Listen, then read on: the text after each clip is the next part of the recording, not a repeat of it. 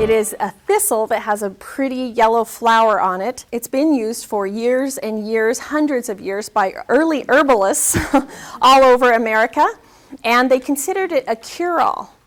They would use it for just about anything. The most famous things they used it for are things like headaches and to help promote sweating, like if you drink a cup of the tea when it's hot, and heart problems and stomach problems and sores and boils and itching and rashes, and hormone balancing.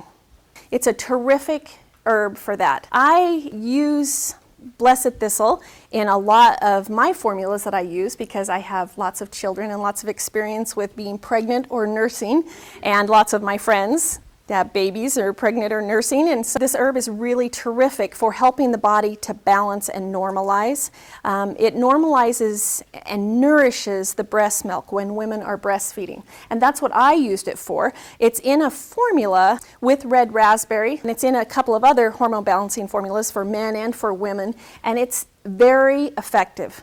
I just find that when we add this herb to the formulas, they become even better, and the synergy is just right there. It seems to be gentle enough for anyone to take this herb. Culpeper, in the 17th century, the herbalist, he used it for female problems, fevers, headaches, and a lot of times headaches are caused by hormonal imbalances in the body, and or needing to purify the blood because toxins are kind of going up past the blood-brain barrier maybe and causing a lot of headaches and problems like that.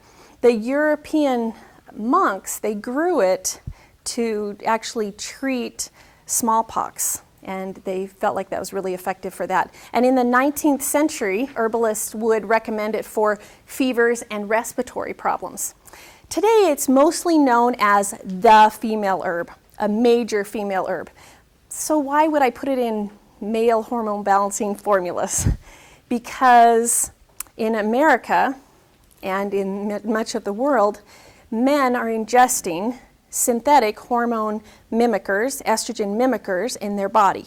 And so it causes their balance to go off. Men have female hormones just like we do. We have male hormones, they just have more. And so this is one of the herbs that's really terrific for men and women. It is something that's known to help purify the blood. I think that's one of the reasons why it helps with headaches and with heart things. It's known to help with circulation and aid digestion. So if someone's having a hard time digesting things, that's a terrific thing to take. It's considered a bitter herb and has a lot of tannins in it, which have an astringent type properties to it. So you can use it externally on wounds or anything that would need an astringent on it. The astringent part of it helps to promote digestive juices to get going and bile flow to get going to help your body digest better.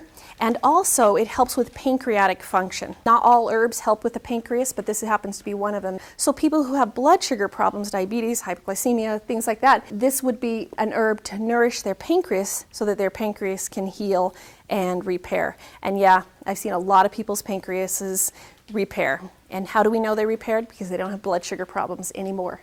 It's a huge quality of life thing for so many people, and a lot of people believe that they have to have these diseases and they have to stay in their body, but your body repairs and renourishes and heals itself, and so this is a great herb for that. It also helps to detoxify the spleen. In one of our old herb books, it talks about taking a cup of Blessed Thistle tea twice a day as being a terrific blood purifier cleanse, and it helps to cleanse the spleen, the liver, the kidneys, and the bowels. And so that's an easy, simple cleanse that would help. You know, a lot of people want to go on a cleanse and they immediately want to do all this stuff, and it makes them feel sick, and because they're dumping so many toxins. And so this is a gentle cleanse that would be really great to take. Make sure your bowels are moving correctly so that you can eliminate what you need to eliminate, but it also helps cleanse all these organs of the body. It is really great for cleansing out the urinary tract, stones, problems, anything in the urinary tract at all.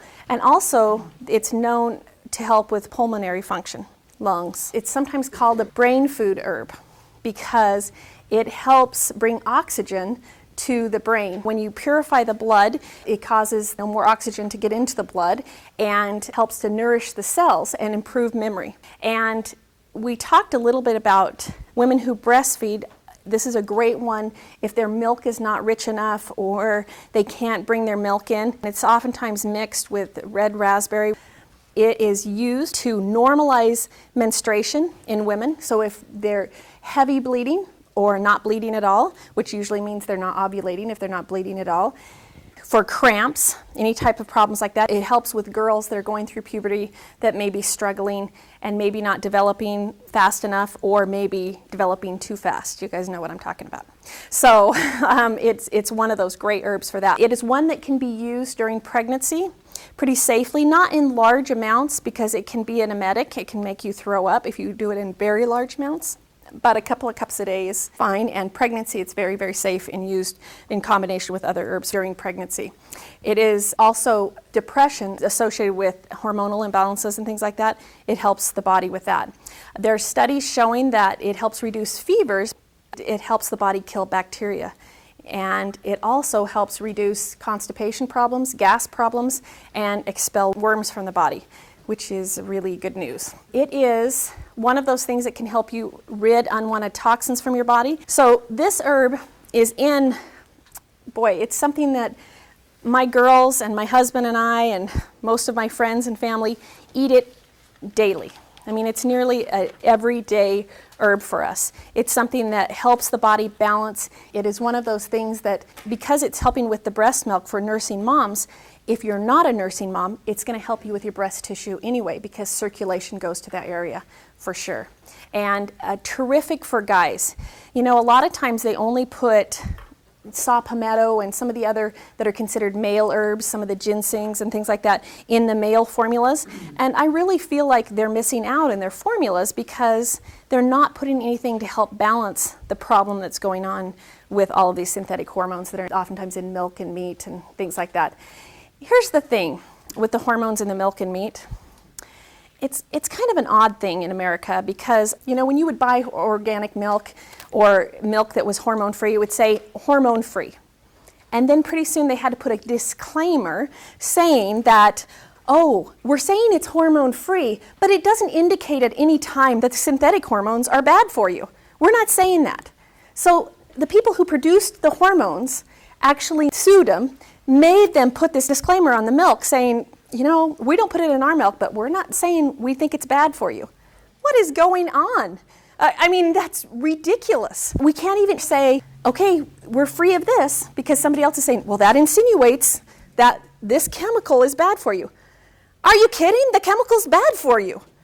We know it is. It's the same hormones that I talked about with wild yam. The same hormone that is causing these women to have breast cancer and uterine cancer and brain tumors and dementia and heart attacks with the synthetic HRT. The same hormone. They give it to the cows because the cows can produce more milk and they make more money. The cows don't live as long, but they make more money. And there's one university, I can't even believe they're doing this. It's actually BYU that's doing it. They came up with a hormone that would help the cows produce 50 gallons a day. You know, they keeled over dead after a few months, but they could produce 50 gallons a day. What are they doing? Why are they doing this? It's ridiculous. It's really hard for me to fathom why the heck we would be doing this and putting the hormones in there when it doesn't even make sense. I am a backseat scientist. I research and I do things, and I'm a scientist, herbalist, but I don't have a degree, and I'm not a rocket scientist. I don't have a degree in science. That's not what I do. But I'm also a mom, and I'm not an idiot. And you can just put two and two together and see what is going on. We need to kind of pay attention to this and pay attention to why the heck would they make them do that? Why are they so concerned that the American people may have an indication that the chemical is bad for them? Well, because it is. Yeah. So it's interesting to me that other companies have not put out more information on putting female hormones in male hormone balancing products and male hormone balancing herbs in female products, because we really have both hormones. And we're going to talk about some other female balancing herbs and talk about how those really work well in the body. If you have some of those synthetic hormones in your body, and if you live in America, you probably do. You know the thing that kills the big giant bugs here in Las Vegas? You know those big cockroaches? We don't like to call them cockroaches. Like water beetles or whatever we call them. No, they're cockroaches. But they're big, giant ones that would take over us and take your children away, you know. I was so blown away when I first moved here and saw them. I was like, oh my gosh, they live with this? And so these big, giant cockroaches are here. You have to spray them for them. And you know what kills them? The only thing that kills these creatures that they say are millions of years old are the synthetic hormones. Yeah. So if you're not spraying, if you're spraying with something natural that will keep them away for a couple weeks and then you have to spray in a couple weeks again, but if you're spraying with something natural, your neighbor's not probably, your other neighbor's not, you're going to get it in the air. I mean, bug killing business is a big business here and in most places. Those are the things that kill those cockroaches. And so even if you don't eat meat that has hormones in it and you don't drink milk that has hormones in it and you don't take synthetic HRT, you're probably breathing it. We all are breathing it.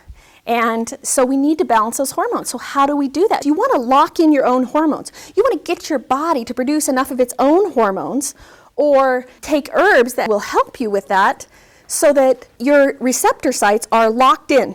They're in there. So these big giant hormones that hang out here that are trying to lock in someplace, no place to lock in. You're already locked in.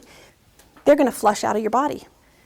So you need to strengthen your liver. Make sure your colon's working good. I think one of the main herbs that takes care of those big giant hormones and flushes it out of the body is flaxseed, ground flaxseed. We talk about plastics a little bit, but the plastics have hormone mimickers in them.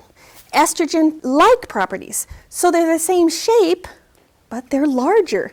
So they try to lock in someplace.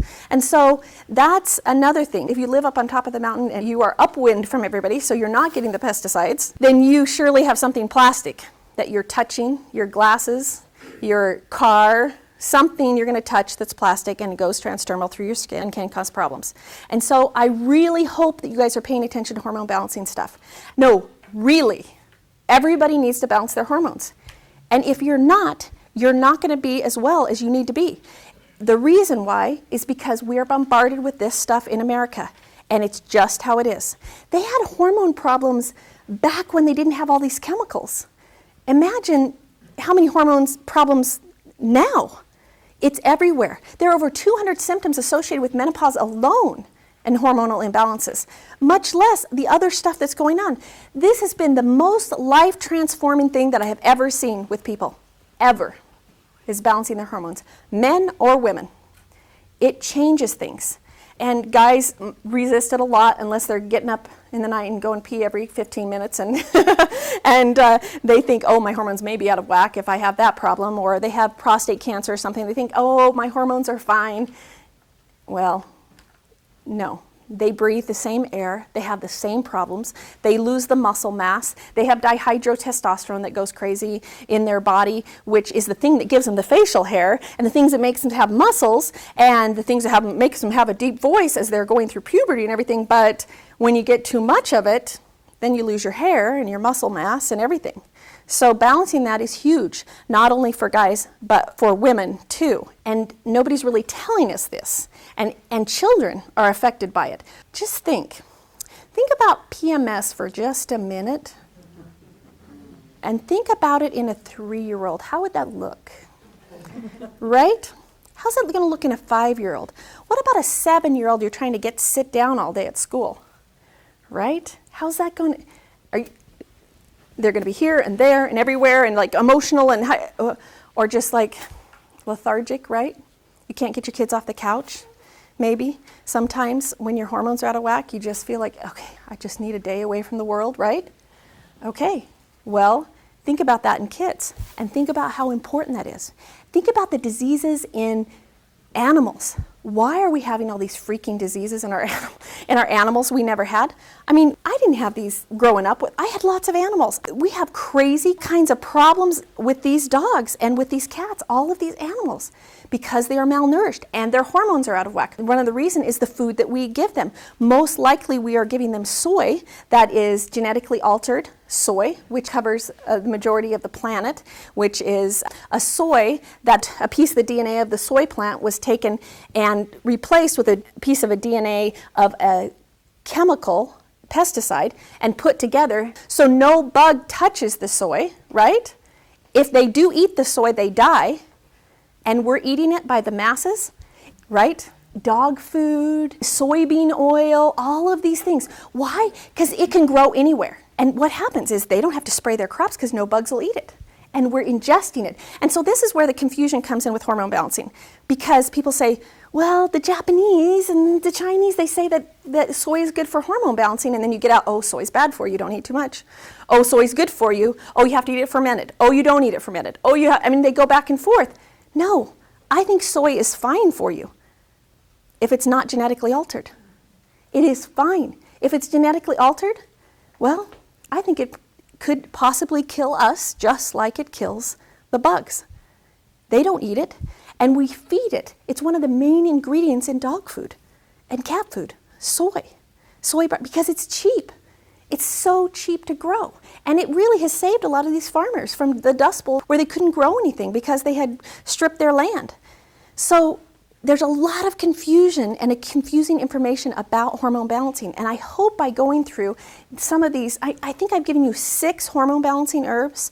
And I hope by going through some of these, it'll help you kind of figure out how to do that and how you can do that, whether you are, have children that are young, or whether you have teenagers, whether you're a mom, a dad, grandpa, grandma, whatever you're going through, you can figure out and find something that really, really works for you and help balance that. I have 9 children, and I can always tell when they're taking their hormone balancing herbs or not. Usually their skin breaks out. That's one of the indications, is they get acne. Another thing is they seem to be sad or grouchy or moody or frustrated or whatever. And so you can tell who's taking their herbs and who's not taking their herbs because you know how they react. And you know how you react when you feel good, when you feel like you can fly, how you're supposed to feel. It opens the pathways for everything.